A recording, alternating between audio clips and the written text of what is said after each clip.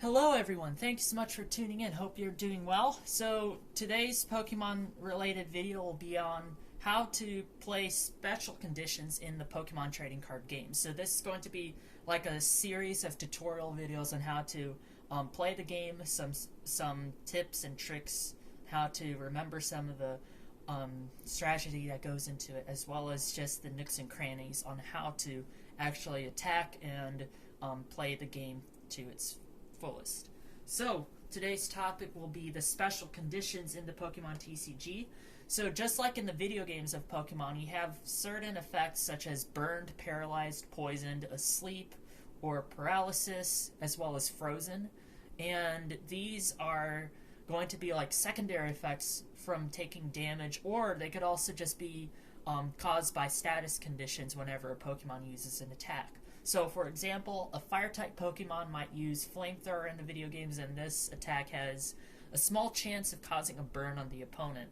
In the video games, some of these moves are actually going to be a little bit similar to what the effects are in the TCG. However, there's one large difference wherein in the TCG, we don't actually have the frozen status condition. We have Paralysis to cover both Ice-type freezing attacks as well as Electric-type moves. So, without out of the way, let's start with what exactly special conditions in the TCG, which ones we have, and then we'll go and play kind of a simulated match in between these two decks with some of the Pokemon that do cause special conditions. We'll do an example of each of the conditions as we go. Okay, so in order to learn about special conditions, we have to first go over Pokemon Checkup. So Pokemon Checkup is this stage in between each player's turns. So whenever player 1 finishes their turn, we have this period of Pokemon Checkup, and then after Pokemon Checkup happens, we go to the next player. So during Pokemon Checkup, you would review special conditions in order. So we have a specific order we have to look at these special conditions, which we'll get to shortly. And we also have to resolve some abilities and the effects of a trainer card that specifically mentioned during Pokemon Checkup. So again, in Pokemon, they're very specific as to what the cards and what the strategies are supposed to be doing during the gameplay. So some trainer cards might say during Pokemon Checkup, heal such and such by 30 HP, or some abilities might say during Pokemon Checkup, place 1 damage counter onto everything that has an ability. This is a Frostlass reference, and that deck, anything that has Frostlass, it's still really scary because if you're not watching during Pokemon Checkup, all those damage counters start piling up because it's in between turns. And yeah, it gets out of hand if you don't pay attention to that. But point being, special conditions and Pokemon Checkup kind of go hand in hand. So during this time, we would use, again, a special conditions order. So to remember the order of special conditions in the TCG, you could use a mnemonic device. This is very similar to PEMDAS or Please Excuse My Dear Aunt Sally, which was drilled and tested on during all these math classes during, elementary through high school. I always use the order of operations. Well, in the Pokemon TCG world, we have a specific order like that of operations for the special conditions. The order is as follows, so we go poisoned, then burned, then asleep, then paralyzed. You could remember this by just the abbreviation PBAP or POBAPA. Some people use POBAPA because poisoned is first, then paralysis is last.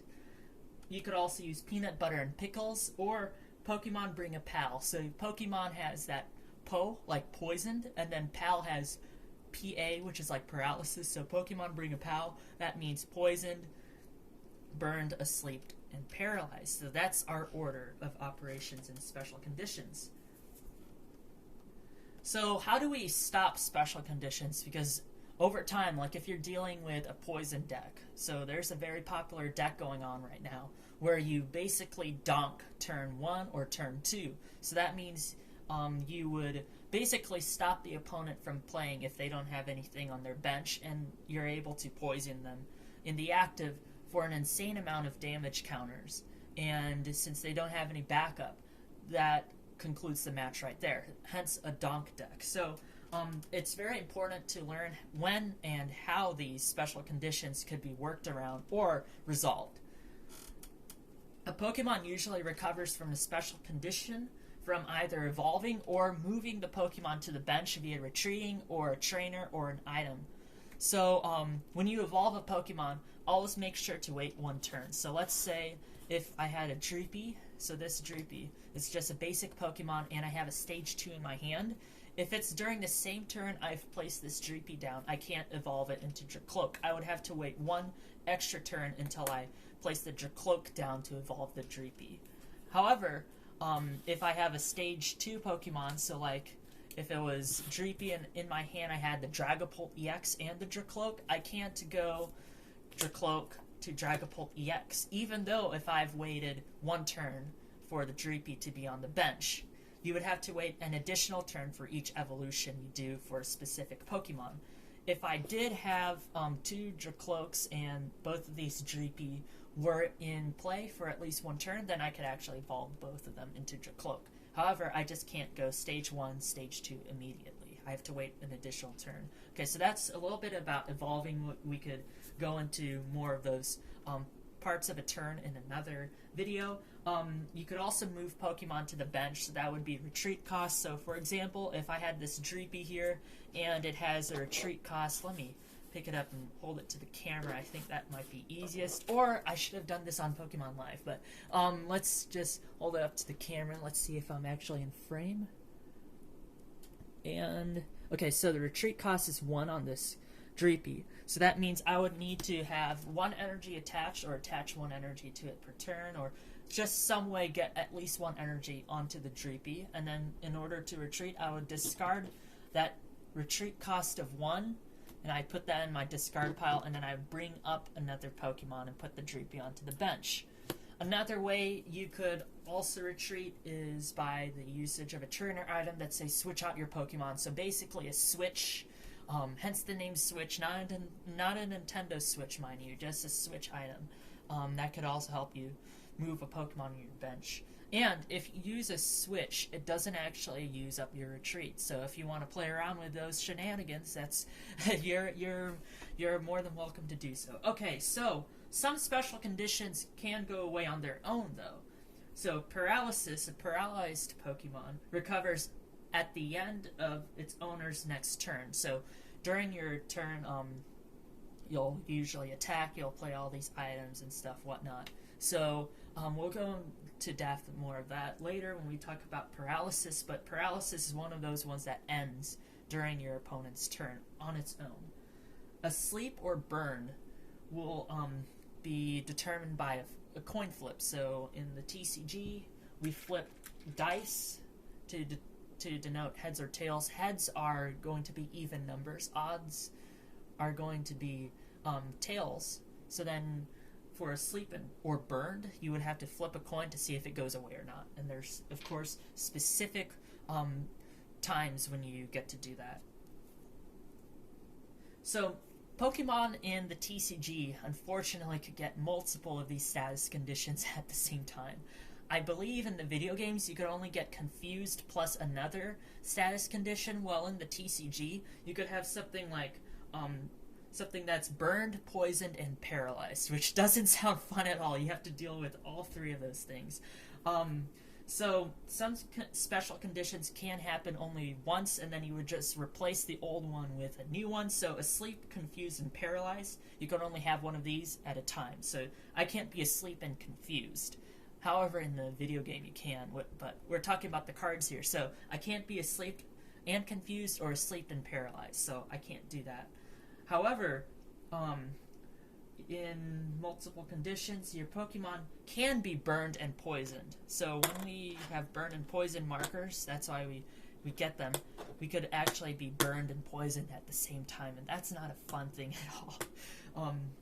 You could be paralyzed, burned, and poisoned. You could be asleep, burned, and poisoned, all of those. So enough about all those strange rules in general about the special conditions. Let's just go through them.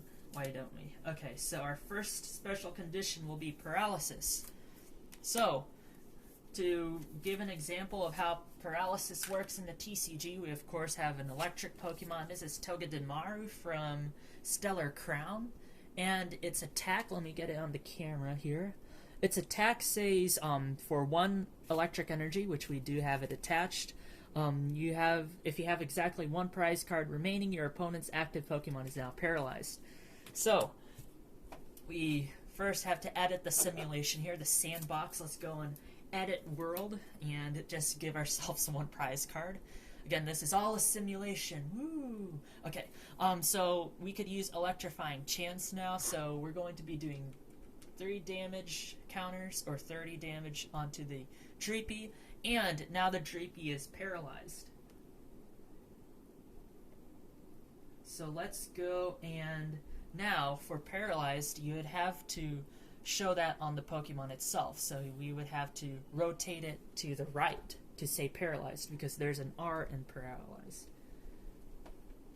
So the Pokemon now, the Dreepy, can't attack or retreat. However, after the opponent's turn, the paralysis goes away. So they could still play items, trainers, and stuff like that. If they somehow switch it out using a switch item or something, that's fine. They just can't manually retreat, nor can they attack. So they're kind of just sitting there, other than playing a supporter or all those other shenanigans. So in review, when a Pokemon is paralyzed, you rotate it to the right for the R in paralysis, and then you can't attack or retreat. Once your turn has concluded, the paralysis reverts to normal. It goes away. Okay, so that was Paralysis. Let's look at Poisoned. Let's look at Poison. That girl is poison. Poison. Okay, so for Poison, usually you'll have this effect on dark Pokemon, which in the TCG, Poison-type Pokemon in the games are usually dark Pokemon, Dark-type Pokemon. You could also see this in some Grass-type Pokemon too. So for Poison status condition, we're going to show it using a Venipede from Twilight Masquerade. And its first attack there, Spit Poison for 1 dark. It says your opponent's active Pokemon is now poisoned. So we're going to use that attack on the Dreepy. We're going to add our poison counter. So this is a poison counter. It's a nice green card and looks pretty tough. I like the skull pattern on there. Very spooky. It reminds me of Halloween. Okay, so we're going to do Spit Poison onto that. So we put the poison counter there. Our turn is concluded once we attack. So this is one of the ones we use Pokemon Checkup for. When a Pokemon is poisoned, in between turns, you'll put 1 damage counter onto the Pokemon. And of course, there are ways to increase that amount, but we'll go into those ways later, and there's a ton of decks online that actually explain how to use that. You would use like abilities or sometimes a stadium in order to increase the damage counters in between turns. But for just regular poison, unless it's told otherwise in the effect of a card, for the most part, you'll just only put 1 damage counter in between turns. So that's your Pokemon Checkup for you. So, in order to remove poison, you could actually evolve, or you could also, let me find my card here. You could evolve, or you could also retreat. So, we could do that retreat thing where we just discard an energy during your turn, and then we move up something. That poison counter would go away if we retreat. Or if we evolve, which I need to find my Dracloak. I lost it. I had a Dracloak in my hand earlier, and I don't know where it went. Okay, I was supposed to show evolution with that thing. Oh, here. Okay, so if we evolve into Dracloak, then the poison counter will go away. And then we would still keep the damage counters on it, unfortunately, but at least we stop it in between turns. Okay, so that was Poison. In Poison, again, to review, we put 1 damage counter in between turns, and then we could actually evolve or retreat to get rid of it. We also have this nifty poison counter, too. Okay, next. Special condition. Let's see what's in our list. Let's go over Burned. Okay, so Burn condition, again. fire types, most likely fire types. So we have a Magmar, and let's pretend we had 1 fire energy to it. Let's see, it's attack cost, not attract cost. I'm sorry about that. Its attack cost is 1 fire energy and 1 other energy of any kind. So let's go and pretend it has a lightning and a fire energy attached to it. Okay, so its attack is called Searing Flame. We have to flip a coin. Your opponent's active Pokemon is now burned. So let's pretend we got a heads. So we need a heads in order for that attack to have its burn effect. So when a Pokemon is burned, you'll put a red burned marker on there. So it looks like Band-Aids. You have Band-Aids now on the Pokemon because it has a burn. During Pokemon checkup, you would put 2 damage counters in between turns onto the burned Pokemon. However, unlike poisoned, you would have to flip a coin during Pokemon checkup. So let's flip a coin here. If it's tails, like how it is right here in odd numbers for tails, if it's tails, then the burn condition will persist. However, if we rolled again, let's see if we get a heads. Oh yeah, we did. Okay, so an even number, which is heads, that burn condition goes off. However, again, the damage counters from the effect will stay on. Okay, so that's how burn works. Again, like with the poisoned condition, you can't take double burned damage. If you reapply burned, it's the most recent one that will take into effect. And again, there's all these shenanigans right now with Journey Together. As a recording, that's the most recent set. There are ways to increase the amount of damage counters you would put on a Pokemon when it's burned. Okay, let's go to a sleep. Let's go to sleep with this next attack. So, with me saying that, we're going to look at the sleep condition. So this is one of the more annoying ones to face up against in Pokemon TCG. The sleep condition is very annoying because it's again one of those up to chance conditions they have to worry about. So in order to show this, we have a Fungus from, I think that is Journey Together. So this is a Fungus from the most recent set. And its attack is for 1 grass energy as the cost. We have Spore Ball. Your opponent's active Pokemon is now asleep. Okay, so the asleep condition. So you can't attack. Your opponent, if it's asleep, it can't attack or retreat. So between turns, you would flip a coin. If heads, the Pokemon will wake up. If tails, it'll still be asleep. Okay, so again, you could switch it out using a trainer card, like an item or supporter. That could work. You just can't do a manual retreat using a retreat cost. So let's say we do our attack here, Spore Ball into the Dreepy, and we're going to go and conclude our turn. Since we've attacked, it goes to the next player. But now we have to do Pokemon checkup. So this player, the Dreepy player, will flip a coin. If it's a tails, that Pokemon will remain asleep. Another thing we need to do if a Pokemon's asleep is turn it to the left. The L in asleep means turn to the left, so that's what we have to do here. And we flipped a tail, so it will remain asleep. However, if we flip heads, the Pokemon will wake up, and we rotate it forward again. So during Dreepy's turn, let's say it was still asleep, right? So we have the 10 damage from the attack, and then it's still asleep. So what things could I do in order to end the sleep condition? I could retreat it using a supporter card or an item card, so like a switch again. I could also evolve it. I think that also wakes it up. And other than that, we can't attack or retreat manually. So after the Dreepy's turn, we'd flip again, and if it's a tails, it remains asleep. If it's heads, it will wake up, and then you just rotate it like that. So asleep is very, very, very, very good if you're the person applying it. It's very, very, very bad if you're the person playing against it and you have really bad coin flip luck. Okay, so we did asleep. There we go. We did poison. We did asleep. We also did Burned and Paralyzed. I think there's only one left. We have to do Confused. Alright, our last status condition is Confusion. And to simulate this one, I am going to actually pretend our Dreepy evolved twice in order to show that the damage, the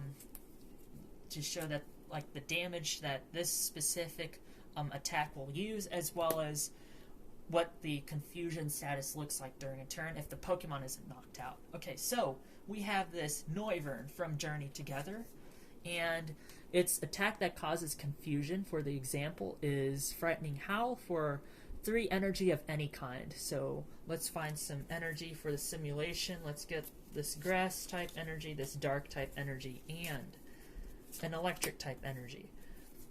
Okay, so for Noivern's attack, it says it will just do 110 damage, and your opponent's active Pokemon is now confused. So let's go and place our 110 damage. I have to find a dice that has the 110 on it. There we go.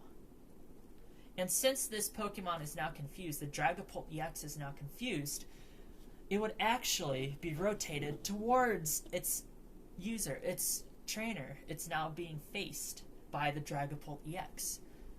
This is kind of like how in the video games, how the Pokemon can attack itself, but you'll see an even closer parallel to that in a little bit.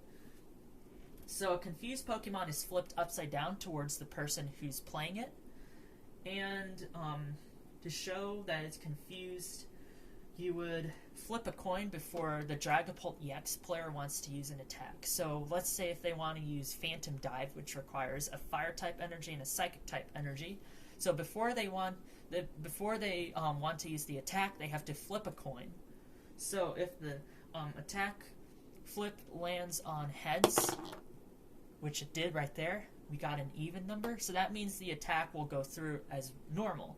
However, if it flips tails, please flip tails, come on. So if we get an odd number, aka flipping tails, instead of the attack going through, we actually take 30 damage onto ourselves. So it'll hit itself in the confusion, just like in the video games. Okay, so you can retreat using manual retreat to get rid of confusion. So if I paid the retreat cost of Dragapult EX, which is just 1 energy, discard the 1 energy attached to it, and I bring up something else, the Dragapult EX isn't confused anymore. Alright, so that was just a mini guide on how to play the status conditions in the Pokemon TCG. I hope this video was helpful and it spurred an interest into playing the card game and trying out all these fun special conditions and making some new strategies in order to use them to the best. Alright, thanks so much for tuning in, everyone. Please do something nice for someone, and I'll see you all soon. Take care, everyone. Thank you.